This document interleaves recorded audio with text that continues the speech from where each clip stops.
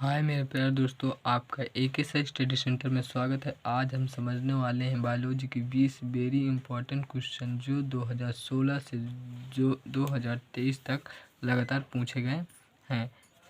तो चलिए फिर वीडियो में इसका लास्ट तक बने रहिएगा।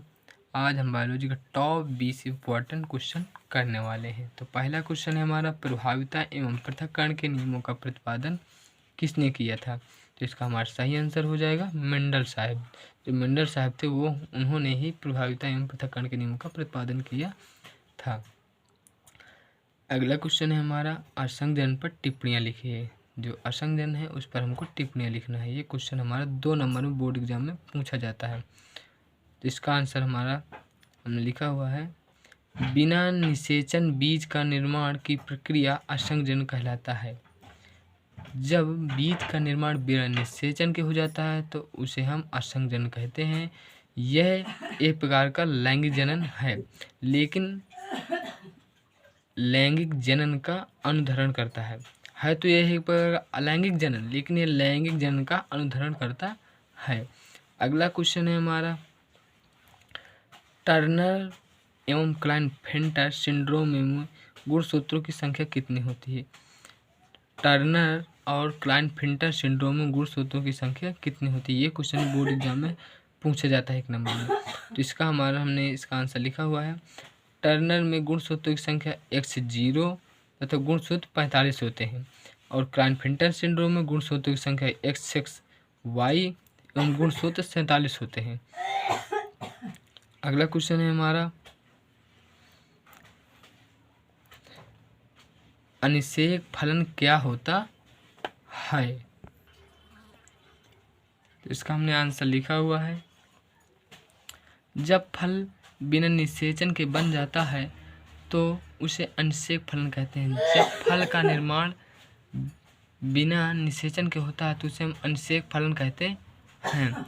अनिषेक फलन और असंजनन और कोट फल या असत्य फल, सत्य फल, इनको तैयार करके आप अवश्य बोर्ड एग्जाम में जाना, क्योंकि ये क्वेश्चन हर साल 2 नंबर में एक क्वेश्चन इनसे पूछा जाता है। इसका एग्जाम्पल है हमारा केला। अगला क्वेश्चन है हमारा, DNA का प्रतिकरण होता है। जो DNA का हमारा प्रतिकरण होता है वो किस सिरे से किस सिरे की ओर होता है? तो इसका हमारा आंसर है 5' से 3' की दिशा में। अगला क्वेश्चन है हमारा, mRNA का निर्माण होता है। जो हमारे mRNA है इसका निर्माण कहाँ होता है? तो इसका निर्माण हमारा केंद्रक में होता है। mRNA का निर्माण हमारा कहाँ होता है? केंद्रक में। अगला क्वेश्चन हमारा, न्यूक्लिक अम्ल कितने प्रकार के होते हैं? जो हमारे न्यूक्लिक अम्ल है कितने प्रकार के होते हैं? तो न्यूक्लिक हमारा 2 प्रकार के होते हैं। न्यूक्लिक अम्ल हमारे कितने प्रकार के होते हैं? 2 प्रकार के। पहला हमारा हो गया राइबोज न्यूक्लिक और दूसरा हमारा हो गया डीऑक्सीराइबोज न्यूक्लिक अम्ल। अगला क्वेश्चन हमारा, मध्य चक्र किस में पाया जाता है? जो मध्य चक्र होता है वो किस में पाया जाता है? इस क्वेश्चन में हमारा पूछा गया है।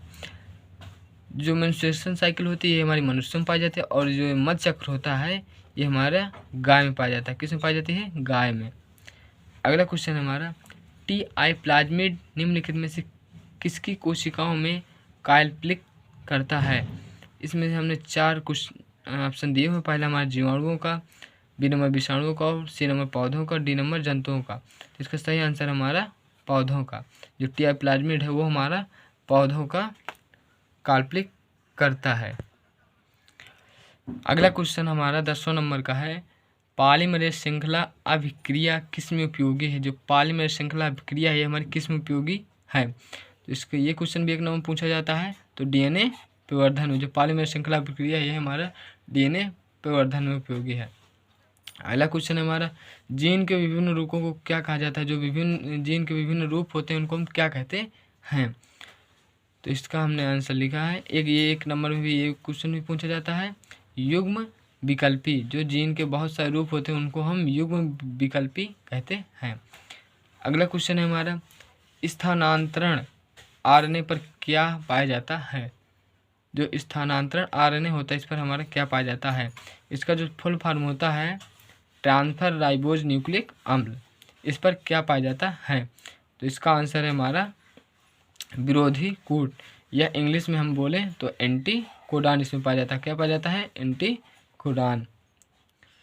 अगला क्वेश्चन है हमारा, बैल का वीर किस में संचित होता है? जो बैल का वीर होता है किस में संचित होता है?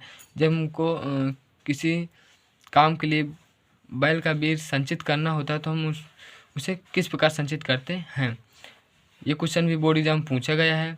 तो इसका आंसर है हमारा, तरल नाइट्रोजन में -196 डिग्री सेंटीग्रेड ताप पर रखते हैं जब हमको वीर को संचित करना होता है। अगला क्वेश्चन है हमारा, प्रतिजैविकों को मुख्यतः किससे प्राप्त करते हैं? जो प्रतिजैविक होते हैं हमारे, उनको हम किससे प्राप्त करते हैं? तो उनको हम दोनों पहला हमारा हो गया जीवाणुओं से और या कवकों से। हम जीवाणुओं से भी प्रतिजैविकों को प्राप्त करते हैं और कवकों से भी हम प्रतिजैविकों को प्राप्त करते हैं। अगला क्वेश्चन है हमारा, यदि किसी पौधों की पत्ती की कोशिकाओं में गुणसूत्रों की संख्या 24 है तो उसके भ्रूणपोष में गुणसूत्रों की संख्या होगी।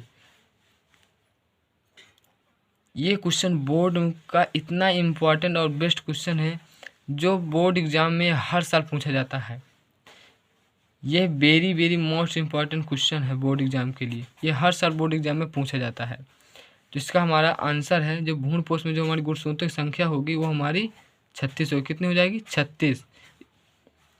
अगला क्वेश्चन है हमारा, मधुमक्खियों में नर का विकास होता है। जो हमारी मधुमक्खियाँ होती है उसमें जो हमारी नर मधुमक्खी होती है उसका विकास किससे होता है?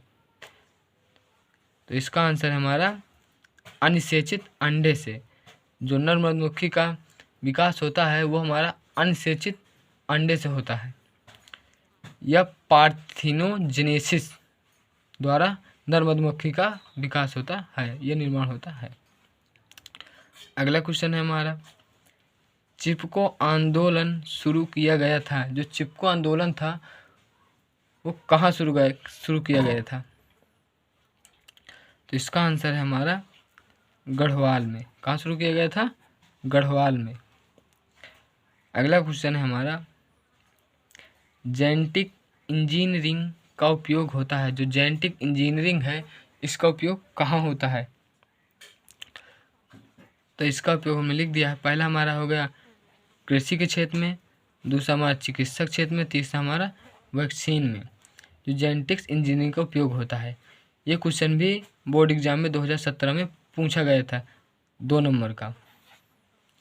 अगला क्वेश्चन है हमारा, टैप्टल कोशिका होती है। टैप्टल कोशिका, इसी को हम टैप्टम कोशिका के नाम से भी जानते हैं। ये जो होती है हमारी कैसी होती है? तो इसका आंसर है हमारा, ये हमारी बहुगुणित होती है और यही कोशिका जो होती है तो परागकण को पोषण प्रदान कराती है। अगला क्वेश्चन है हमारा, न्यूक्लिक अम्ल बहुलक है। जो हमारा न्यूक्लिक अम्ल है ये किसका बहुलक है? तो जो हमारा न्यूक्लिक अम्ल है ये हमारा न्यूक्लियोटाइड का बहुलक है।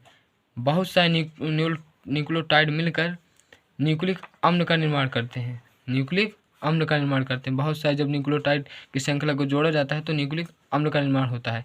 तो इस प्रकार से आज हमने बायोलॉजी के 20 टॉप वेरी इंपॉर्टेंट क्वेश्चन हमने कर लिया है। तो आज हमारे चैनल को लाइक कीजिए और सब्सक्राइब कीजिए और ज़्यादा से ज़्यादा अपने दोस्तों के साथ शेयर कीजिए। और थैंक यू फॉर वॉचिंग।